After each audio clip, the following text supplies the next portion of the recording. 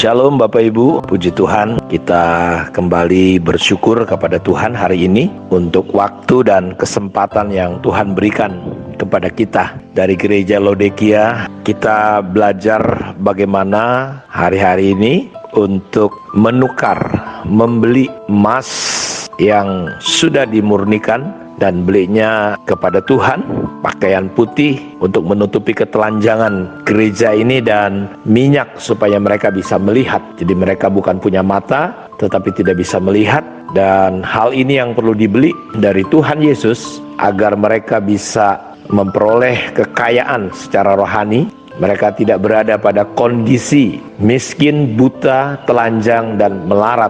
Jadi untuk proses perubahan ini mereka perlu membeli emas yang murni, yang telah dimurnikan dalam api, membeli pakaian yang putih, dan minyak yang mampu untuk membuat mereka bisa melihat. Jadi mereka harus bayar harganya. Ada hal yang harus ditukar, karena kekayaan surgawi tidak bisa didapat dengan cara-cara dunia, dengan pola-pola dunia, dengan pemikiran-pemikiran, perasaan-perasaan dunia. Tetapi kita harus mengikuti pola Tuhan. Karena itu saya pagi ini ingin mengajak kita melihat satu ayat dari Perjanjian Lama di Yesaya 55 ayat 1-13 untuk referensi kita melihat tentang gereja Laodikia. Dalam ayat 1 dikatakan, "Ayo hai semua orang yang haus, dan minumlah air, dan hai orang yang tidak mempunyai uang, marilah terimalah gandum tanpa uang pembeli, dan makanlah juga anggur dan susu tanpa bayaran.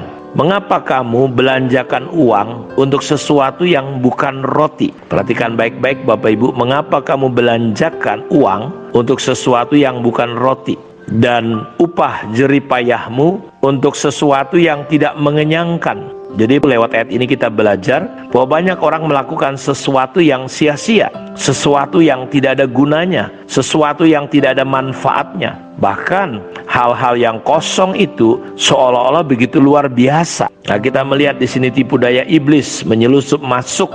Karena itu Yesaya mempertanyakan, mengapa kamu belanjakan uang untuk sesuatu yang bukan roti, dan upah jeripayahmu untuk sesuatu yang tidak mengenyangkan. Tuhan mengingatkan di kitab Hagai ketika fokus orang-orang Israel bukan pembangunan rumah Tuhan, tapi sibuk dengan rumahnya masing-masing. Mereka makan katanya tidak pernah kenyang, mereka minum tidak pernah puas, mereka berpakaian tidak pernah panas, mereka menabur tetapi ketika mereka membawa hasil, Tuhan menghembuskan nafasnya sehingga mereka seperti menabung di pundi-pundi kosong. Seperti itulah kondisinya. Karena itu, mengapa kamu belanjakan uang untuk sesuatu yang bukan roti, dan upah jeripayahmu untuk sesuatu yang tidak mengenyangkan?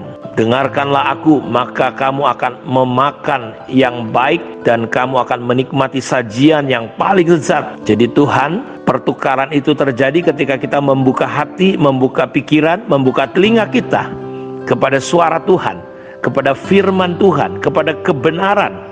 Kita tidak lagi mengikuti jalan-jalan dunia ini, pola-pola dunia ini, tetapi kita mengikuti Tuhan lewat apa yang Dia katakan. Sedengkanlah telingamu dan datanglah kepadaku, dengarkanlah maka kamu akan hidup.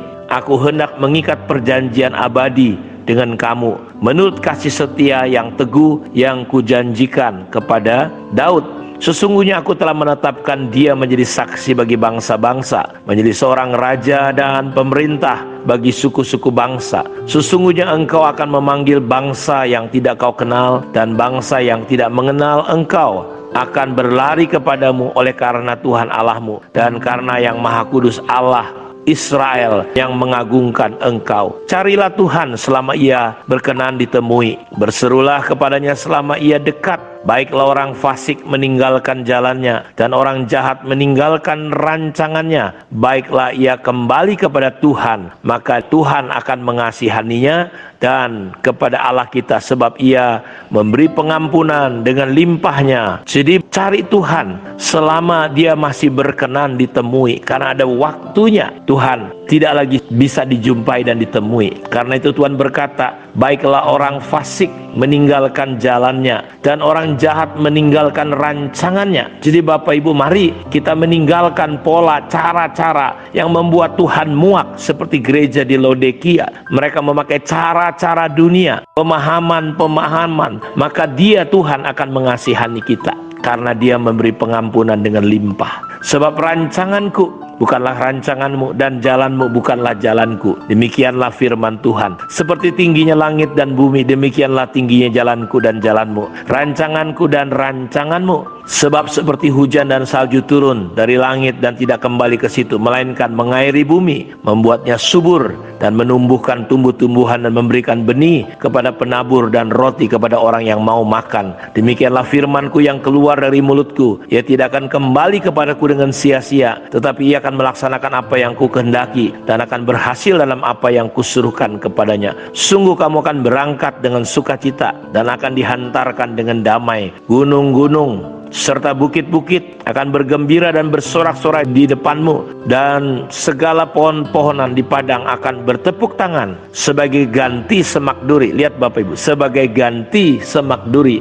akan tumbuh pohon sanobar, dan sebagai ganti kecubung akan tumbuh pohon murat, dan itu akan terjadi sebagai kemasyuran bagi Tuhan, sebagai tanda abadi yang tidak akan lenyap. Jadi kita perlu menukar. Bagaimana cara kita menukar hal-hal yang membuat kita miskin, buta, telanjang, melarat, yaitu kita kembali kepada Tuhan, mendengarkan suara Tuhan. Ketika kita mengikuti Tuhan Bapak Ibu, kita akan melihat hasilnya, kekayaan. Sehingga sebagai ganti semak duri, Tuhan akan ganti dengan pohon sanobar. Sebagai ganti kecubung akan tumbuh pohon murat. Itu akan terjadi sebagai kemasyuran, kemuliaan, kesenangan Tuhan, sebagai tanda abadi yang tidak akan lenyap. Saya berdoa biarlah Bapak Ibu kita mulai masuk dalam proses untuk menukar kemiskinan dengan kekayaan rohani. Kekayaan duniawi kita tukar dengan kekayaan ilahi yang sebenarnya melebihi apapun juga. Sampai Rasul Paulus berkata, bahkan penderitaan yang dialami begitu hebat